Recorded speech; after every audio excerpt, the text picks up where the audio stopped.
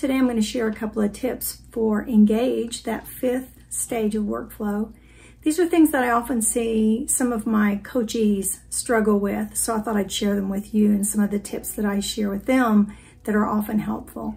Sometimes when you're fairly new to getting things done, or you just need to really kind of tighten up your behaviors, Engage is one of those things where you're used to having next actions kind of be non-clarified and sitting in your inbox, and you forget to go look at the action list. You forget to go look in the action email folder when you've got a few minutes to get work done.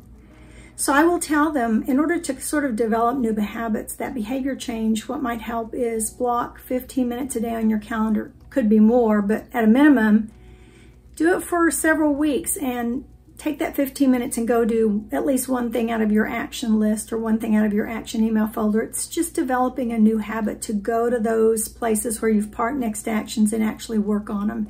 And eventually you'll get where you automatically go there when you have a few minutes. And that's the whole point of GTD, is you get a few minutes, even unexpectedly, you can go get something done.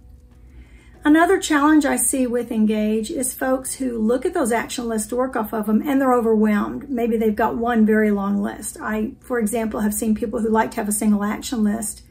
Now they'll write each action on there, and next to it they'll put whether it's a phone call or an email or a text, or they might just put what they need to do, not how they're going to do it.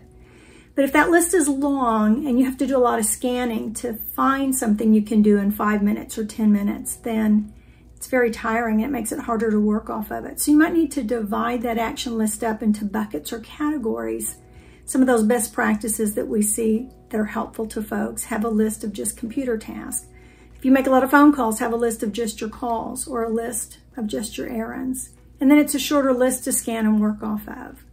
If you have one bucket that seems to have all of your actions in it, for example, I have coachees who everything's a computer task. They might subdivide that computer task into online task, where they have to have a Wi-Fi connection, and offline tasks, things they can do without a Wi-Fi connection, like a draft or writing a proposal or something.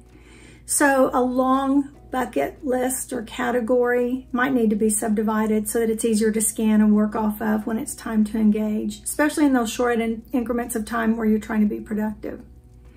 I hope these are some tips that are helpful for you, developing new behaviors, having lists that are easier to scan and work off of. The final one is you might need to do better clarifying thinking. Sometimes a next action isn't completely thought through. For example, the next action might be a conversation with Joe, but you haven't yet decided, is that going to be an email? Is it going to be a phone call? Is it going to be a text? You're going to wait till you can see him face to face? It's hard to engage and do the next action if you haven't finished the thinking and really decided not just what the next action is, but if there's choices, how are you going to do it? So sometimes that can be what slows you down when you're trying to work off those action lists. I hope these tips are helpful for you when you're ready to engage.